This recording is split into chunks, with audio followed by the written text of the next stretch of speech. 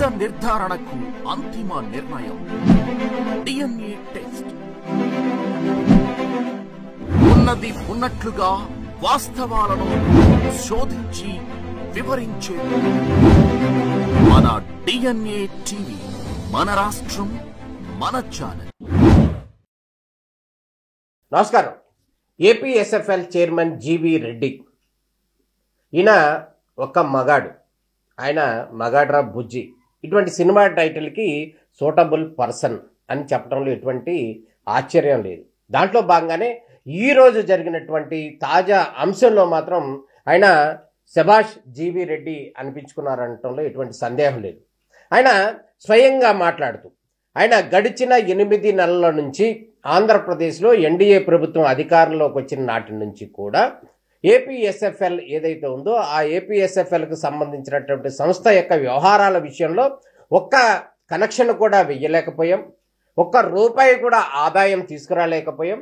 అదేవిధంగా 8 నెలల్లో ఏదైతే టెక్నికల్ టీం ఉందో ఏపీఎస్ఎఫ్ఎల్లో ఆ టీం మొత్తం పూర్తిగా ఫెయిల్ అయిపోయింది. దాంట్లో భాగంగానే ఏపీఎస్ఎఫ్ఎల్ మీద పూర్తి స్థాయిలో నెగిటివ్ వచ్చింది అనేటటువంటి అంశాన్ని క్లియర్గా ప్రస్తావించారు. ఈ ప్రస్తావనలో భాగంగానే దీనికి సంబంధించి పనిచేస్తున్నటువంటి 3 ఆపరేషన్ హెడ్స్ ఎవరైతే ఉన్నారో వాళ్ళ 3ని కూడా తక్షణమే తొలగిస్తున్నట్టు ప్రకటించారు. ఎందుకంటే ఏపీఎస్ఎఫ్ఎల్ అనేది చంద్రబాబు నాయుడు యొక్క మానస పుత్రిక అనేది క్లియర్గా గతంలోనే చెప్పుకున్నాం, ఇప్పుడు కూడా చెప్తున్నాం. ఇదే నేపథ్యంలోనే చంద్రబాబు నాయుడు కూడా పూర్తి స్థాయిలో ఫ్రీ హ్యాండ్ ఇచ్చారు జీవీ రెడ్డికి. ఈ ఏపీఎస్ఎఫ్ఎల్ను పూర్తి స్థాయిలో క్రమశిక్షణలో పెట్టి ప్రజలకు అందుబాటులోకి తేవాలనేది ప్రధాన ఉద్దేశం. ఈ నేపథ్యంలోనే ఏపీఎస్ఎఫ్ఎల్ను ముందుకు తీసుకునేటటువంటి అనేక సంస్కరణలు తీసుకొస్తున్నటువంటి ప్రక్రియలో భాగంగా గత ప్రభుత్వానికి అనుకూలంగా పనిచేస్తున్నటువంటి కొంతమంది అధికారులు ఎవరైతే ఉన్నారో ఏపీఎస్ఎఫ్ఎల్లో ఆ 3ని కూడా తక్షణమే తొలగిస్తున్నట్టు కూడా ఆయన ప్రెస్ మీట్లోనే అనౌన్స్ చేసినటువంటి పరిస్థితి కనబడుతుంది. దీనికి కారణం ఏంటంటే అక్కడ ఉన్నటువంటి ఏపీఎస్ఎఫ్ఎల్ ఎండీగా ఉన్నటువంటి కొత్తమాసు దినేష్ అనేటటువంటి ఐఏఎస్ అధికారి ఎవరైతే ఉన్నారో ఆయన పర్యవేక్షణలో పనిచేస్తున్నటువంటి కింది స్థాయి అధికారులు ఎవరైతే ఉన్నారో వారందరూ కూడా బలుక్కుని ఏపీఎస్ఎఫ్ఎల్ సంస్థని చంపేయాలని భావిస్తున్నారా అంటూ కూడా ఆయన జీవీ రెడ్డి ప్రశ్నించడం జరిగింది. కొత్తమాసు దినేష్ ఎవరైతే ఉన్నారో ఆయన సంస్థకు సంబంధించినటువంటి అంశాల్లో కావచ్చు, అదేవిధంగా సంస్థకు సంబంధించినటువంటి అభివృద్ధి పరమైనటువంటి అంశాల్లో కావచ్చు, టెక్నికల్ విషయాల్లో కావచ్చు, ఆ సంస్థని ఆదాయ మార్గంలో తీసుకెళ్లేటటువంటి అంశంలో కావచ్చు, ఒక్క చిన్న కాన్ఫరెన్స్ కావచ్చు, చిన్న సమావేశం కానీ అధికారులతో కానీ ఏపీఎస్ఎఫ్ఎల్ చైర్మన్తో కూడా ఆయన నిర్వహించలేదు. కేవలం ఏపీఎస్ఎఫ్ఎల్ని చంపేద్దామనేటటువంటి ఉద్దేశంతోనే ఇక్కడ ఉన్నటువంటి ఉద్యోగులు ఎండీ కూడా ఉన్నారు అంటూ కూడా జీవీ రెడ్డి సంచలనమైనటువంటి ఆరోపణలు చేశారు. ఇదే పెద్ద సంచలనం అని చెప్పాలి. ఒక చైర్మన్, ఒక ఏపీఎస్ఎఫ్ఎల్ ఆర్గనైజేషన్కి చైర్మన్గా ఉన్నటువంటి జీవీ రెడ్డి ఒక ఐఏఎస్ అధికారి, యువ ఐఏఎస్ అధికారిని డైరెక్ట్గా కార్నర్ చేశారు. ఆయన యొక్క పర్యవేక్షణలో ఏపీఎస్ఎఫ్ఎల్ వ్యవస్థ పూర్తిగా నాశనం అయిపోతుంది అనేటటువంటి అంశాన్ని స్వయంగా అనౌన్స్ చేశారు. అదేవిధంగా 3 అధికారులని స్పాట్లోనే సస్పెండ్ చేశారు. దీనికి సంబంధించి కనుక మనం గమనించినట్టయితే గతంలో ఎవరైతే ఉన్నారో వైసీపీకి పాలనలో వన్ సైడ్గా అక్కడ రిక్రూట్ అయినటువంటి అధికారులు ఎవరైతే ఉన్నారో ఎంప్లాయీస్ దాదాపు 400 మంది ఎంప్లాయీస్ని తీసేస్తున్నట్టు ఆల్మోస్ట్ ఎప్పుడోనే డిసెంబర్లోనే దానికి సంబంధించినటువంటి రివల్యూషన్ చేశారు. ఆల్మోస్ట్ బోర్డు ప్రస్తావన కూడా చేసేశారు. కానీ వారిని తొలగించేటటువంటి దస్త్రాలు ఏవైతే ఉన్నాయో వాటి మీద ఈడీ కానీ అదేవిధంగా ఎండీ కానీ సంతకం చేయలేదు, అంటే అప్రూవల్ చేయలేదు. ఈ కారణంగానే వారికి దాదాపు 3 నెలల జీతాలు కూడా ఏపీఎస్ఎఫ్ఎల్ సంస్థ భరించాల్సి వచ్చింది. దీనికి సంబంధించినటువంటి అంశం మీద జీవీ రెడ్డి చాలా సీరియస్ అయినటువంటి పరిస్థితి కనబడుతుంది. అవసరమైతే ఎవరైతే అన్యాక్రాంతంగా ఏపీఎస్ఎఫ్ఎల్ డబ్బులు తీసుకోవడానికి కారణమయ్యారో వారి దగ్గర నుంచి ఖచ్చితంగా కూడా రికవరీ పెట్టిస్తానని కూడా జీవీ రెడ్డి చెప్పారు. ఇది చాలా సంచలనమైనటువంటి విషయం అని చెప్పుకోవాలి. ఎందుకంటే గడిచిన 8 నెలల్లో పనిచేస్తున్నటువంటి చైర్మన్లు కావచ్చు, ప్రభుత్వం కావచ్చు, ఈ ప్రభుత్వానికి సంబంధించినటువంటి మంత్రులకు కావచ్చు, వారందరికీ కూడా చాలా మంది గత ప్రభుత్వానికి సంబంధించినటువంటి కొంతమంది ఐఏఎస్ అధికారులు సహకరించటం లేదు అనేటటువంటి వర్షన అక్కడ ఇక్కడ వినిపిస్తున్నటువంటి పరిస్థితి కనబడుతుంది. దాంట్లో భాగంగానే ఇవాళ జీవీ రెడ్డి డైరెక్ట్ గా బాంబు పేల్చేశారు. ఒక 3 అధికారులు ఎవరైతే ఉన్నారో వాళ్ళందరినీ కూడా ఏపీఎస్ఎఫ్ఎల్ సంస్థకి వీరి మూలంగా ఎటువంటి లాభం లేదు, కేవలం నష్టమే జరుగుతుంది అనేటటువంటి అంశాన్ని ఆయన అనౌన్స్ చేస్తూ వాళ్ళ ముగ్గురిని స్పాట్లోనే తొలగించేశారు. అదేవిధంగా ఎండి ఎవరైతే ఉన్నారో ఒక ఐఏఎస్ అధికారి మీద ఒక ఆర్గనైజేషన్ చైర్మన్ మాట్లాడటం అనేది చాలా సంచలనాత్మకమైనటువంటి విషయంగా భావించాలి. ఎందుకంటే ఒక ఆయన ఆల్ ఇండియా సర్వీస్కి సంబంధించినటువంటి ఐఏఎస్ అధికారి, ఆ అధికారి మీద ఈయన ఈ విధంగా చేస్తున్నారు, దీని మూలంగా సంస్థకి నష్టం వాటిల్లుతుంది అనేది కుండ బద్దలు కొట్టినట్టు జీవీ రెడ్డి క్లియర్గా అనౌన్స్ చేశారు. నిన్న మొన్నటి దాకా కనుక గమనించినట్లయితే దానికి సంబంధించినటువంటి అనేక సంస్కరణలు చేస్తున్నాం, దానికి సంబంధించి అనేక ప్రయత్నాలు కూడా చేస్తున్నామని చెప్పినప్పటికీ కూడా అది వాస్తవ రూపంలో కూడా అమలు జరగలేదు. ఇంతెందుకు మనమే డిఎన్ఏ టీవీ నుంచి కూడా క్లియర్గా ఇచ్చాం. ఏమిచ్చామంటే వైసీపీ ఏపీ ఫైబర్లో ఇంకా సాక్షి పాలన అంటూ కూడా మనం ఇచ్చాం. దానికి సంబంధించినటువంటి మనం గమనించినట్లయితే ఏపీఎస్ఎఫ్ఎల్లో ఉన్నటువంటి శాటిలైట్ టీవీ ఛానల్స్ ఏవైతే ఉన్నాయో ఈ 50వ నెంబర్ నుంచి స్టార్ట్ అవుతాయి. ఈ నెంబర్లన్నీ ఇప్పుడు ఇవాళకి కూడా 50వ నెంబర్లో సాక్షి ఛానల్ రన్ అవుతుంది. దానికి పక్కనే ఉన్నటువంటి ఏవైతే ప్రభుత్వానికి వ్యతిరేకంగా పనిచేస్తున్నాయి అని చెప్పి వారు భావిస్తున్నారో ఆ ఛానల్స్ TV9 కావచ్చు, ఎన్టీవీ కావచ్చు, 10 టీవీ కావచ్చు, మిగతా కొన్ని ఛానల్స్ ఏవైతే ఉన్నాయో ప్రభుత్వానికి వ్యతిరేకంగా పనిచేస్తున్నాయో ఆ ఛానల్స్ అన్నిటికి కూడా ముందు వరుసలో ఒక 50 నుంచి 55, 56 నెంబర్ల వరకు ప్రభుత్వ వ్యతిరేక ఛానల్స్ని అక్కడే రన్ చేస్తున్నారు. అంటే ఆంధ్రప్రదేశ్ ప్రభుత్వంలో ఎన్డీఏ ప్రభుత్వం అధికారంలోకి వచ్చి 9 నెలలు అవుతున్నా ఏపీఎస్ఎఫ్ఎల్లో ఆ ప్రభుత్వ వ్యతిరేక ఛానల్స్, ప్రభుత్వానికి వ్యతిరేకంగా కట్టుకథలు కడుతున్నటువంటి ఛానల్స్ ఇవాళకి అక్కడే పెట్టి రన్ చేస్తున్నారు. దానికి సంబంధించినటువంటి అంశాన్ని మనం డిఎన్ఏ టీవీ ద్వారా వెలుగులోకి తీసుకొచ్చాం. ఇదే అంశాన్ని చైర్మన్ జీవీ రెడ్డికి కూడా చెప్పడం జరిగింది. ఈ నేపథ్యంలో ఆయన స్పందించారు.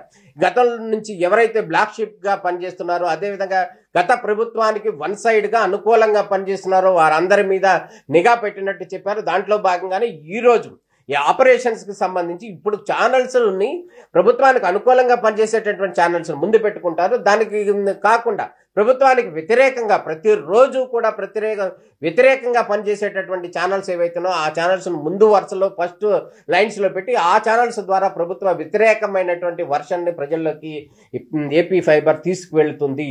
ఏపీ ఫైబర్ ఏమో చంద్రబాబు నాయుడు యొక్క మానస పుత్రిక, కానీ అందులో వచ్చేటటువంటి ఛానల్స్ మాత్రం మొదటి వరుసలో మాత్రం అవి ప్రభుత్వ వ్యతిరేకంగా వస్తున్నటువంటి ఛానల్స్. ఇదే అంశానికి సంబంధించి జీవీ రెడ్డి చాలా క్లియర్గా అనౌన్స్మెంట్ కూడా చేశారు. అది చాలా దీనికి సంబంధించినటువంటి స్పందించారు. ఎవరైతే ఉన్నారో ప్రభుత్వానికి వ్యతిరేకంగా పనిచేస్తున్నారో వారి విషయంలో ఎట్టి పరిస్థితుల్లో కూడా ఉపేక్షించలేదు, ఖచ్చితంగా కఠినమైన చర్యలు తీసుకుంటాము అనేటటువంటి అంశంలో భాగంగానే ఈ రోజు ముగ్గురు అధికారులను తక్షణమే సస్పెండ్ చేశారు, తక్షణమే విధుల నుంచి తొలగిస్తున్నాము అని చెప్పి ప్రెస్ మీట్ సమూహంగా కూడా అనౌన్స్మెంట్ చేసినటువంటి పరిస్థితి కనపడుతుంది. అదేవిధంగా ఎండీకి సంబంధించినటువంటి వ్యవహారం ఏదైతే ఉందో ఈ వ్యవహారంలో ఎండీ వన్ సైడ్ గా పనిచేశారు.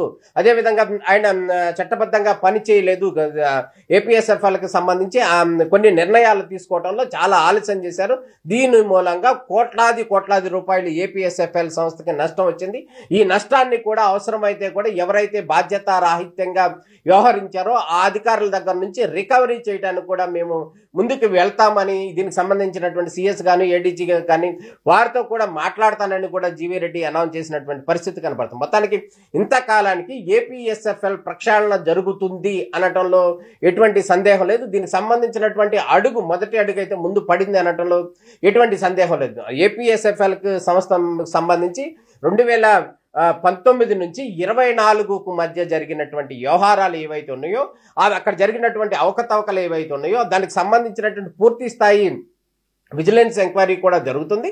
ఆ జరుగుతున్నటువంటి విజిలెన్స్ ఎంక్వైరీ కూడా ఇక్కడ ఉన్నటువంటి ఏపీఎస్ఎఫ్ఎల్ అధికారులు కొంతమంది మాత్రం వన్ సైడ్గా దీనికి తప్పుదారి పట్టించే విధంగా దానికి ఏపీఎస్ఎఫ్ఎల్కి సంబంధించినటువంటి విజిలెన్స్ ఎంక్వైరీకి ఎట్టి పరిస్థితుల్లో కూడా వాళ్ళు సహకరించట్లేదు. ఈ సహకరించని పరిస్థితి కారణంగానే దానికి సంబంధించినటువంటి అధికారులు కూడా రిటర్న్గా కూడా జీవీ రెడ్డికి కూడా ఇవ్వటం జరిగింది. ఇక్కడ ఉన్నటువంటి అధికారులు గతంలో జరిగినటువంటి వ్యవహారాలకు సంబంధించి ఎటువంటి అంశాలు కూడా విజిలెన్స్ అధికారులకి చెప్పటం లేదు, వీళ్ళంతా కూడా బలుక్కుని పనిచేస్తున్నారు అనే అంశాన్ని క్లియర్గా చెప్పడం జరిగింది. ఇదే అంశాన్ని కూడా జీవీ రెడ్డి క్లియర్గా చెప్పడం జరిగింది. మొత్తానికి ఏపీఎస్ఎఫ్ఎల్లో గనక ప్రక్షాళన మొదలైంది అనటంలో ఎటువంటి సందేహం లేదు. ఏపీఎస్ఎఫ్ఎల్ అనేది ఆంధ్రప్రదేశ్ ముఖ్యమంత్రిగా ఉన్నటువంటి నారా నారా చంద్రబాబు నాయుడు యొక్క మానస పుత్రిక. ఇది గతంలోనే 2014 నుంచి 19 టైంలోనే ఇది ఒక అద్భుతమైనటువంటి ప్రాజెక్టుగా తీసుకురావడం జరిగింది. ఇది ఆంధ్రప్రదేశ్లో ఒక్క చోట మాత్రం ఇది సక్సెస్ఫుల్ ప్రాజెక్టుగా ఉంది. ప్రపంచం దేశం మొత్తం కూడా ఇది ఏపీ ఫైబర్ కి సంబంధించినటువంటి, అంటే ఏ స్టేట్ కి సంబంధించి ఆ స్టేట్ భారత్ నెట్ పరిధిలో కేంద్ర ప్రభుత్వ పరిధిలో ఉండేటటువంటి ఈ నెట్ వ్యవహారాలకు సంబంధించి ఆంధ్రప్రదేశ్లో ఉన్నటువంటి ఏపీ ఫైబర్ మాత్రమే సక్సెస్ఫుల్గా ఉంది. తెలంగాణలో ఇప్పటికి టీఎస్ ఫైబర్ ఉన్నప్పటికి కూడా అది ఏమాత్రం కూడా పట్టాలెక్కలేదు. కానీ 2014 నుంచి 19 టైంలోనే 5 సంవత్సరాల టైంలోనే ఏపీఎస్ఎఫ్ఎల్ను పూర్తి స్థాయిలో అద్భుతమైనటువంటి ప్రాజెక్టుగా తీసుకొచ్చారు. గడిచిన 2019 నుంచి 24 మాత్రంలో ఆ పీరియడ్లో మాత్రం ఏపీఎస్ఎఫ్ఎల్ పూర్తిగా అవసాన దశకు వెళ్ళిపోయినటువంటి పరిస్థితి కనబడుతుంది. ఆ టైంలో నష్టాలు వచ్చాయి ఏపీఎస్ఎఫ్ఎల్కి సంబంధించి. ఆ ఏపీఎస్ఎఫ్ఎల్ ఒక్కడు కూడా ముందుకు తీసుకువెళ్ళలేకపోయారు అనేది క్లియర్గా ఉంది. అదేవిధంగా 2019 నుంచి 24 మధ్య జరిగినటువంటి వ్యవహారాలకు సంబంధించినటువంటి అనేక అంశాలు జరిగాయి, అనేక లోటుపాట్లు జరిగాయి, అనేక కుంభకోణాలు కూడా ఏపీఎస్ఎఫ్ఎల్లో జరిగాయి. అదీ కాక చంద్రబాబు నాయుడు మీద కూడా ఆయన్ని ముద్దాయిగా చేర్చుతూ ఛార్జ్ షీట్ కూడా పెట్టినటువంటి పరిస్థితి ఏపీఎస్ఎఫ్ఎల్కి సంబంధించినటువంటి అంశం. దాంట్లో భాగంగానే ఆ ప్రక్షాళన చేయడానికి సంబంధించి ఎంతో పట్టుదల అవసరం. దాంట్లో భాగంగానే ఆ ప్రక్షాళనకు సంబంధించినటువంటి ముందుకు అడుగులు వేస్తున్నటువంటి పరిస్థితి కనపడుతుంది. దాంట్లోనే ఐఏఎస్ అధికారులను కూడా పాత్ర ఉంది. ఐఏఎస్ అధికారులు కూడా తప్పు పడుతూ కూడా ఈరోజు జీవీ రెడ్డి మాట్లాడినటువంటి తీరు కొంతవరకు హర్షణీయమని చెప్పాలి. ఎందుకంటే ప్రభుత్వానికి వ్యతిరేకంగా పనిచేస్తున్నటువంటి అధికారులు ఎవరైనా కూడా వారు అక్కడ సక్రమంగా ఉండాల్సినటువంటి బాధ్యత అందరిపైన ఉంటుంది. అదేవిధంగా ఎవరైతే ఉన్నారో ఏపీఎస్ఎఫ్ఎల్ ఉద్యోగులు ఎవరైతే ఉన్నారో వారందరినీ కూడా తొలగింపు ఆ అంశం ఏదైతే ఉందో ఇది ఒక ముందడుగు నాంది అని చెప్పాలి. ఏపీఎస్ఎఫ్ఎల్ మీద ఆంధ్రప్రదేశ్కి సంబంధించినటువంటి అనేక ఆపరేటర్లు కావచ్చు, అనేక ఎంఎస్ఓలు కావచ్చు, అనేక మంది దీని మీద ఆధారపడి ఉన్నారు. అదేవిధంగా ఆంధ్రప్రదేశ్లో ఉన్నటువంటి ప్రతి పల్లెకి కూడా కేవలం 149 రూపాయల ప్యాకేజ్ నుంచే టీవీ ఛానళ్ళు, అదేవిధంగా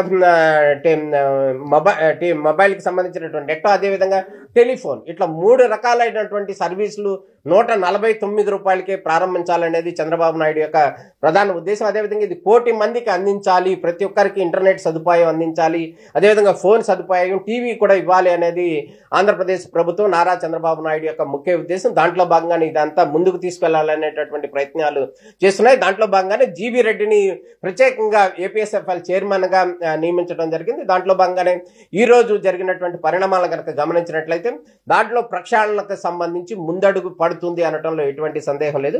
మొత్తానికి ఏపీఎస్ఎఫ్ఎల్ ఎన్నాళ్ళ నుంచో ఉన్నటువంటి ఎంఎస్ఓలు కావచ్చు, ఎవరైతే ఆపరేటర్లు వాళ్ళందరూ కూడా శభాష్ జీవీ రెడ్డి అంటున్నారు. అందులో ఎటువంటి సందేహం లేదు. ఇదే విధంగా ఏపీఎస్ఎఫ్ఎల్ సంస్థని ముందుకు తీసుకువెళ్లి ప్రజలకి మంచి సదుపాయాలు, మంచి ప్రసారాలు అందించాలని చెప్పి అందరూ కోరుకున్నారు. మనం కోరుకుందాం. నమస్కారం.